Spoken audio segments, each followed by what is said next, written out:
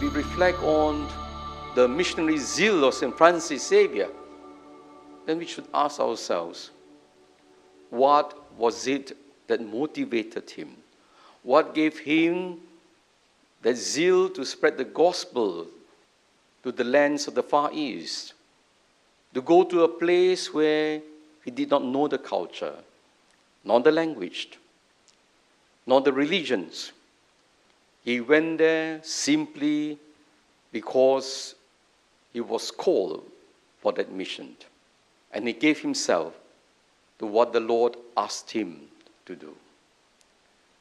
Vocation is a calling. When the Lord calls, we must respond immediately. When the King calls us, it's not a question for us to hesitate. We must present ourselves to the King of Kings who has called us to his service. That is why in all the stories of the call of the apostles, when Jesus called them, immediately they left their nets and their boats and their trade and their parents and followed after the Lord. Immediately, because it is the Lord who calls. It is a duty. If it is something that you choose, that is something you volunteer, you can withdraw. You don't have to say yes. You can decline, because that is something that you volunteer, something that you chose. Same thing for a job. If you're looking for a job, not a vocation, a job you offer your services, but if you're not happy, you can withdraw your services, terminate your employment. But when it is a vocation, it is a duty. Whether you like it or not, you will have to be there.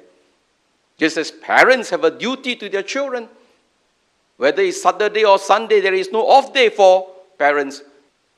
You are mommy and daddy for the rest of your life. Monday to Sunday, every day of the year, every day of your life. That is a duty. But my dear brothers and sisters, the danger is that if we see our vocation as a duty, it can lead to a lack of what we call commitment, or we become minimalist. We do the least because it's a duty. We do it reluctantly, without enthusiasm, without passion. That is why sometimes when we are in a career, because we have been paid for a job, we just do the minimum, because that is not my passion. But I need the rice bowl. That is why many of us, we find difficulties to look after elderly, because it's a duty. When there is duty, there is no love. When there is no love, we don't expect a person to give much. Privilege is more important than duty. A privilege to serve God. When the Lord calls us, it's a great privilege. When someone important calls you to serve, it is a great honor. And therefore, do you see it as a privilege or duty? To look after your elderly, is it a duty or privilege? Privilege. Because when you were small, when you were young, your parents looked after you. Now is the time to pay back.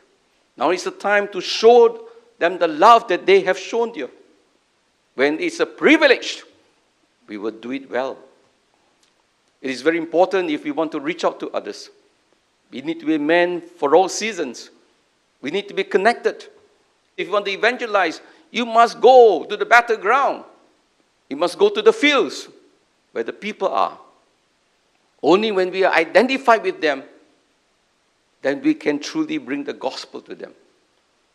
When one is simply living in his own world without understanding the struggles of the people that he ministered to, he cannot reach out to them. The greatest reward, my dear brothers and sisters, in fulfilling a vocation in life, not career, vocation.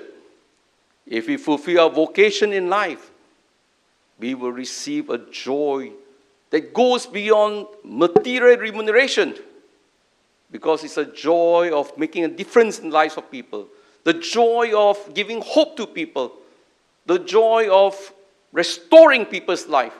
And when we see their faces, so much joy, so much hope, it is a joy that fills our hearts. that no amount of material remuneration and money or power or position can give us.